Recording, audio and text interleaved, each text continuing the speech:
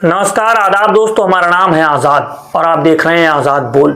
सरकार कानून लाना चाहती है, संविधान संशोधन करके 130वां संविधान संशोधन करके जो कानून लाना चाहती है वो साफ तौर से कह रहे हैं कि भ्रष्टाचार को खत्म किया जाएगा। और 30 दिनों तक अगर कोई भी मुख्यमंत्री, कोई भी प्रधानमंत्री अगर जेल में रहता है तो उसकी मुख्यमंत्री पद से इस्तीफा देना पड़ेगा, स्वतः उसका इस्तीफा हो जाएगा। लेकिन इस कानून को लेकर के पूरे देश में भारी विरोध हो रहा है। अलग अलग पार्टियां, अलग अलग नेता इसके बारे में बोल रहे हैं और कह रहे हैं कि प्रधानमंत्री नरेंद्र मोदी जिस तरीके से लोगों पर लगाम कसना चाहते हैं, अपने जो एनडीए के सहयोगी दल हैं उनके ऊपर भी लगाम कसना चाहते हैं कि वे छोड़ करके ना जाएं। और इसको लेकर के अखिलेश यादव से एक पत्रकार ने सवाल किया तो उन्होंने सवाल का पूरा रुख मोड़ दिया और ला करके सच्चाई के सामने खड़ा कर दिया। क्योंकि आदित्यनाथ जी मोदी जी से पूरी तरह वाकिफ हैं, वो ये जानते थे कि इस तरह का कानून आएगा, इसलिए उन्हें अपनी पहली व्यवस्था कर ली, अपने ऊपर जितने भी केस थे सब हटा लिए। हमारे मुख्यमंत्री जी को पता था ये बात कि एक न एक दिन ऐसा विधेयक आएगा, कुर्सी पे बैठते उन्हें सब अपने मुकदमे वापस ले लिए, अपने तो लिए ही लिए, डिप्टी सीएम के भी ले लिए।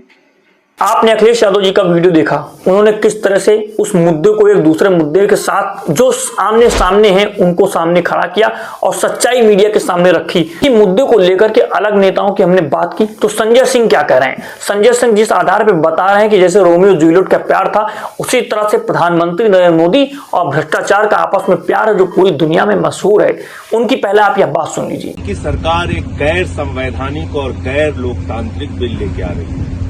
इस बिल का मकसद सरकारों को गिराना, सरकारों को तोड़ना, खरीद फरोख्त करना, विपक्षी नेताओं को पकड़ पकड़ के झूठे मुकदमे लगाकर जेल में डालना, उनका इस्तीफा लेना। तो लोकतंत्र को खत्म करने के मकसद से ये बिल लाया जा रहा है। इसलिए आम आदमी पार्टी ने और अरविंद केजरीवाल जी ने फैसला लिया है कि हम लोग इस बिल के लिए जो जेपीसी बनाई जा रही है सरकार के द्वारा उसमें शामिल नहीं होंगे। याद रखिएगा, कहीं से भी आपके दिमाग में गलतफहमी नहीं रहनी चाहिए।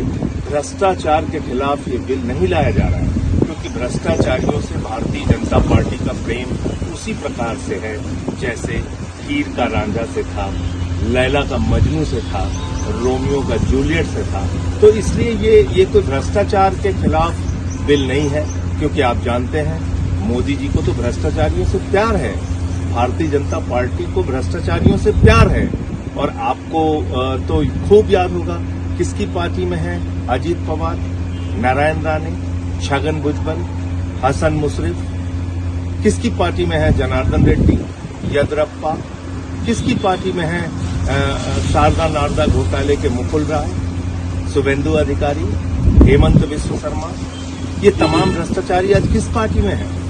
और देश की सारी संपत्तियां, हजारों लाखों करोड़ की संपत्तियां उठाकर अपने दोस्त अडानी को देने का काम और भ्रष्टाचार करने का काम प्रधानमंत्री जी खुलेआम सीना ठोक के कर रहे हैं। तो उनकी बात पे कौन यकीन करेगा? उनकी कहां लड़ाई भ्रष्टाचार के खिलाफ है? वो तो भ्रष्टाचारियों को गले लगाने का काम करते हैं। उनकी पार्टी तो गाय काटने वाली कंपनी से चंदा लेने का काम करती है। तो इसलिए ये जो कानून लाया जा रहा है इसका मकसद पार्टियों को खत्म करना, विधायकों की खरीद फरोख्त करना, सरकारों को गिराना और विपक्ष को जेल में डालना है। इसलिए आम आदमी पार्टी ने और केजरीवाल जी ने फैसला लिया है कि हम इस जेपीसी में शामिल हैं। आपने संजय सिंह की भी यह बात सुनी कि वो किस तरीके से बता रहे हैं कि यह सिर्फ भ्रष्टाचार को खत्म करने का कानून नहीं है, लोकतंत्र में चुनी हुई सरकारों को खत्म करने का कानून साबित होगा, जिस आधार पर जो सरकार केंद्र में होगी वो दूसरी पार्टियों को समाप्त कर देगी, वही पार्टियों को खत्म कर देती जो क्षेत्रीय पार्टियां हैं। क्षेत्र के आधार पर कोई नेता बचेगा नहीं, तो यह हमारे लोकतंत्र के लिए बहुत शर्मसार करने का विषय होगा। 130वें संविधान संशोधन को लेकर के और यह जो बिल लाया जा रहा है इसके क्या प्रभाव होंगे, किस तरीके से जमीन पर लागू होगा और किस तरह से राजनीतिक दलों को दबाया जाएगा, इन सारी मुद्दों की, इस सारी बात की हमने एक चर्चा की है, उसका लिंक कमेंट बॉक्स में दे दिया जा रहा है। आप अगर इसको विश्लेषण से समझना चाहते हैं, एक एक चीज को परत दर परत खोल करके समझना चाहते हैं तो वो वीडियो आप देखिए। मिलते हैं अगली वीडियो में, अभी के लिए नमस्कार, जय हिंद, जय भारत।